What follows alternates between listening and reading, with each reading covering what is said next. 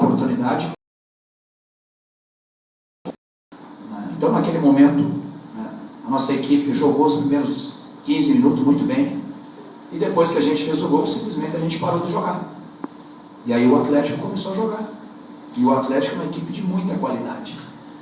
Para mim, o Atlético foi a equipe que mais nos trouxe dificuldades. São Paulo veio aqui, não trouxe tanta dificuldade, o Cruzeiro também não, o Botafogo também não, o Grêmio também não, mas o Atlético é um time diferente.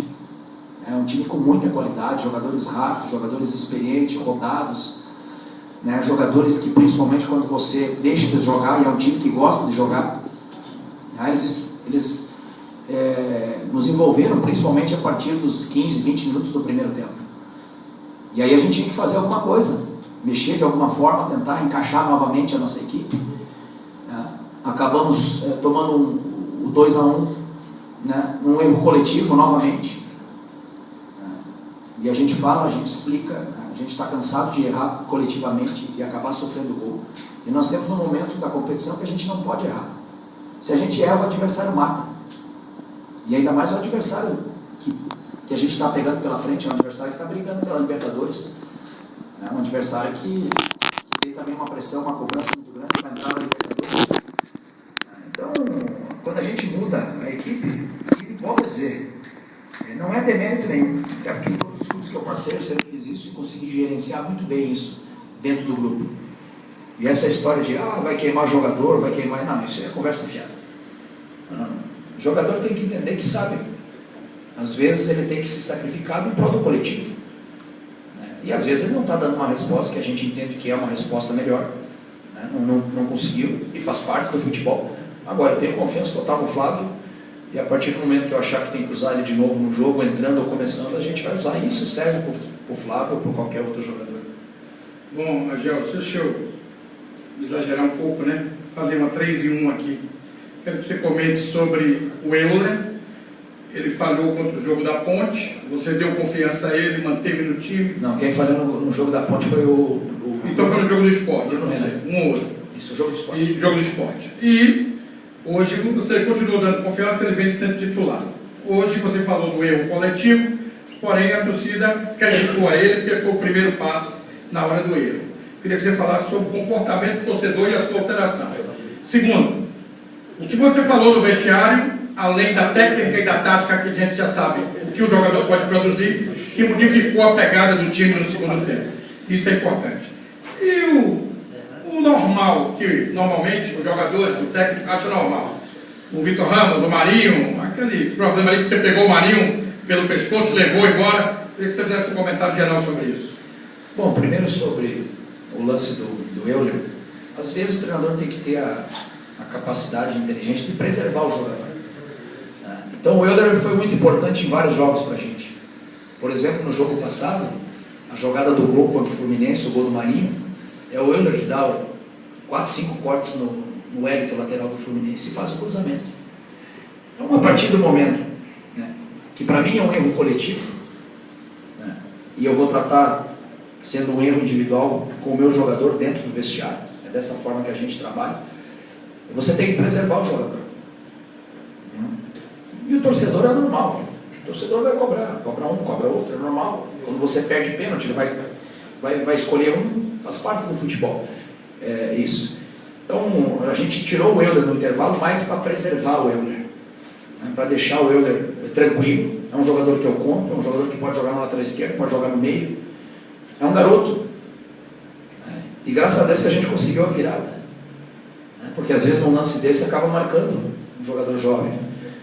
Então, a gente conseguiu dar a volta na partida, e isso é importante.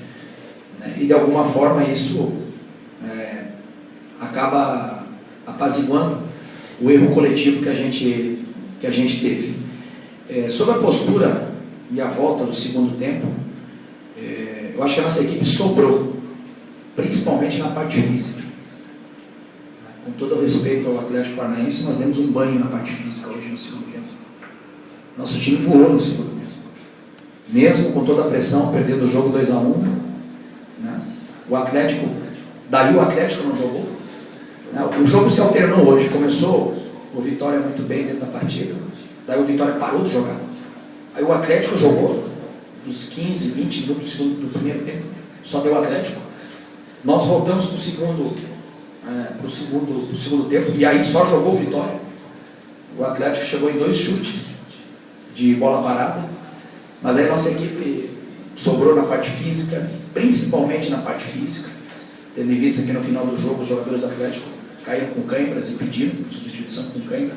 Então a parte física hoje contou muito. O trabalho do Heverson, o trabalho do Ângelo, fantástico, né? Tem feito os dois uma dobradinha aí muito boa, né? E o resultado do trabalho deles está aí. Por isso que o time andou tanto no segundo tempo, correu muito, né? É inacreditável que os jogadores correram no segundo tempo. Claro que a parte técnica é importante, mas o que prevaleceu mais no segundo tempo foi a parte física do que propriamente a parte técnica. E quando acabou o primeiro tempo, é normal, isso aqui é um time de homens, os jogadores vão discutir, os jogadores vão bater boca, vão brigar, entendeu? E cabe a eu, que sou comandante, treinador, apaziguar todo mundo, acalmar todo mundo no vestiário, chamar a atenção de um, chamar a atenção do outro, passar um carinho num, né? Dar um cascudo no outro, às vezes, faz parte. Internamente, eu trato muito meus jogadores como eu cuido dos meus filhos, né? E às vezes com o filho não pode ser só carinho. Às vezes tu faz o carinho, mas às vezes também tem que dar uma chineladinha de vez em quando. Então a gente entra para apaziguar, né? E a gente consegue gerenciar muito, porque o treinador tem um papel muito mais da parte tática, da parte técnica, gerenciar pessoas, gerenciar jogadores, gerenciar personalidades. E eu tenho aí 34 jogadores, imagina, cada um com a sua peculiaridade, cada um com a sua maneira, cada um com o seu jeito, e em prol disso botar o coletivo, né? E em prol disso você fazer com que a equipe, né, pense de uma forma coletiva.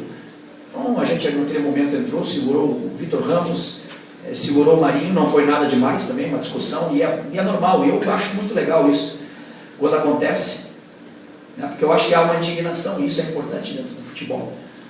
Às vezes o calor da partida é tão forte que não dá para pedir, por favor, com licença, muito obrigado. Não, você tem que ser forte. E aí, às vezes acaba acontecendo isso, e aí entra, né, o treinador, parte do comando, o comando sempre é meu, dentro do vestiário, e a gente segura aqui, segura ali, e todo mundo entende, a gente recupera todo mundo no intervalo do jogo, né, e passa a confiança, muda alguma parte tática, parte técnica, né, e volta para o segundo tempo para jogar a guerra que foi, né, porque hoje foi um jogo épico, não teve nada a ver de jogo do Campeonato Brasileiro, parecia muito mais um jogo da Libertadores. Argel, ainda quando estava 2-1 para o Atlético Paranaense, você gritou para o Cárdenas, dá no Marinho, ele puxou a bola para a esquerda. E aí o técnico Paulo Tuori percebeu que as jogadas eram nele, colocou o Sid Clay, jogador mais marcador, e mesmo assim não adiantou. O Marinho fez o que fez, um passe e um gol. Queria que você falasse sobre o jogador Marinho. Olha, o Marinho é um jogador fantástico. O Marinho foi meu jogador no Caxias. Disputei uma Série C do Campeonato Brasileiro. Até porque eu comecei de baixo na carreira como treinador, né? Série C, Série B, né? Agora está há 4, 5 anos na Série A do Campeonato Brasileiro. E o Marinho já tinha sido meu jogador. E eu conheci o Marinho no Inter B. O Marinho foi contratado, saiu do Fluminense, foi contratado, foi levado pelo Jorge Machado e o Bismarck para o Internacional. E eu já conheci o Marinho. Então, para mim, não é novidade o que o Marinho está rendendo. Agora, claro que depois da minha chegada, o Marinho está sendo muito mais decisivo. Pela intimidade que eu tenho com o Marinho tem comigo, ele sabe a minha forma de trabalhar, ele sabe a minha forma que eu trato ele. Ele se sente mais confiante, ele está mais confiante, ele vive uma fase fantástica.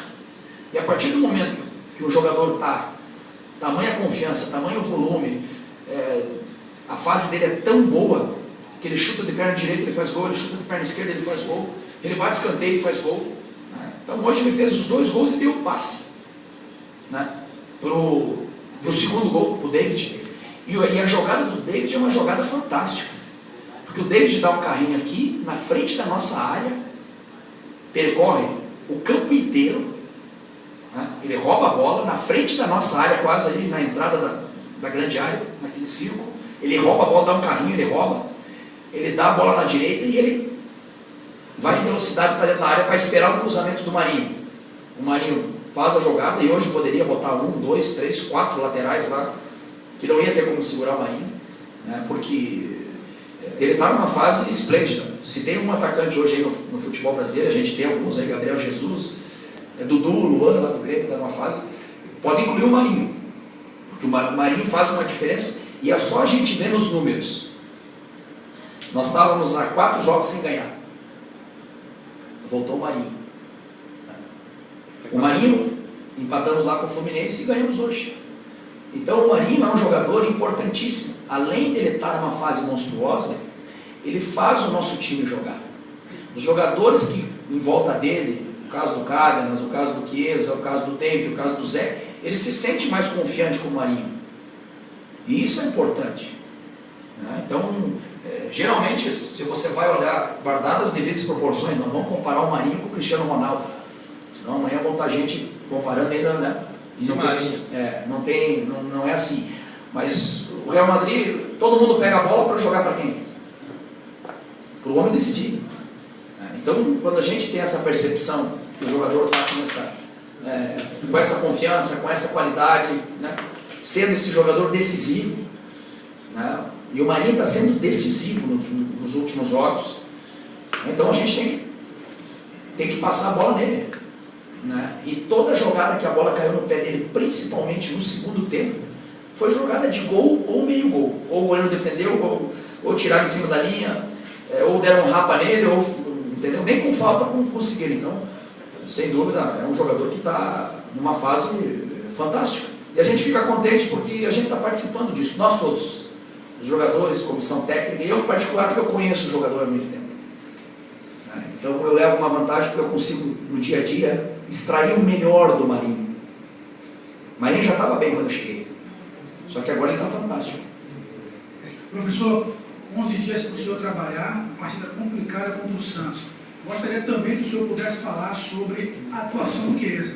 Ele não vem tendo atuações boas como titular do Sport Clube Vitória. O senhor pensa já em alguma alteração? Porque uma conversa pelo vídeo com o Chiesa. Eu discordo totalmente de você. Respeito, mas discordo. O jogador de futebol, de centroavante, número 9, não é só gol que ele tem que fazer. A parte tática, a parte técnica ele tem que ter. E o Chiesa, na minha avaliação, na minha opinião, está se entregando o máximo. O jogo contra o Cruzeiro aqui, ele competiu o jogo todo. O que ele brigou, o que ele lutou, cavou o pênalti, foi pênalti.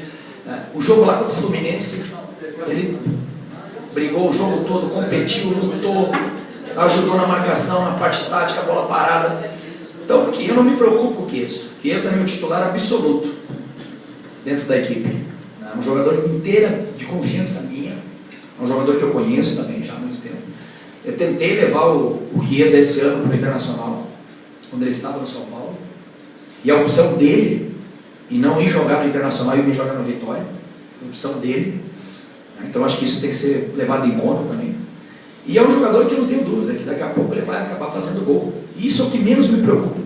Me preocupa a entrega, a competição dele, a vontade, né? O comprometimento, a atitude do Chiesa. Hoje ele foi incansável. Novamente correu, lutou, brigou, finalizou, né? Deu tudo aquilo que a gente espera, que o treinador espera do jogador. Então o gol vai sair naturalmente. E esses 11 dias é para a gente ter um pouquinho de paz, um pouquinho de tranquilidade. Saímos da zona do rebaixamento. Ninguém falou na zona do rebaixamento, mas nós saímos. Sim. Ninguém de vocês falaram. Mas eu vou tomar a liberdade de falar, nós saímos da zona do rebaixamento. Faltando 4 rodadas. Então isso dá uma confiança maior, isso dá um ânimo maior, dá uma paz, dá uma tranquilidade. Agora, a guerra não acabou ainda. A gente sabe que a briga é briga de cachorro grande. Demos um passo importante. Viramos um jogo, saímos na frente, tomamos a virada, reviramos o jogo. E agora temos esses 11 dias aí para preparar todo mundo, para recuperar alguns jogadores. E aí sim, depois pensar no jogo na quinta-feira contra o Santos, depois no domingo aqui contra o Figueirense. Temos mais dois jogos dentro de casa e 2 fora. Mas isso traz uma confiança maior para nós que trabalhamos no dia a dia no clube, para o funcionário, para o presidente, para a instituição, para o torcedor. Quero agradecer ao torcedor hoje, que novamente foi participativo. Em todos os jogos aqui eu eu não tenho nada para reclamar do torcedor, pelo contrário, a gente tem que agradecer, e eu particularmente agradeço o torcedor, a gente convoca ele, vem, faz uma festa danada, joga junto com o time, sofre junto com a gente, né? E é assim, o futebol é assim, por isso que o futebol é apaixonante, né? É uma cachaça, mas é uma cachaça boa, né? Essa emoção, né, de você ganhar no último minuto, se você revirar um jogo, de você perder um pênalti quando não pode perder, de você errar quando não pode errar, né? Mas o torcedor hoje deu um show novamente, desde a nossa saída lá no ônibus, né? Balançou nosso ônibus, e isso passa uma confiança, passa uma motivação muito grande para a equipe, né? Então a gente agradece o torcedor, e temos mais 2 jogos, nós temos o jogo do Figueirense aqui e o jogo do Palmeiras, e esperamos novamente o torcedor para jogar junto, para que no final a gente possa carimbar aí o nosso objetivo, que é a permanência na Série A. Obrigado.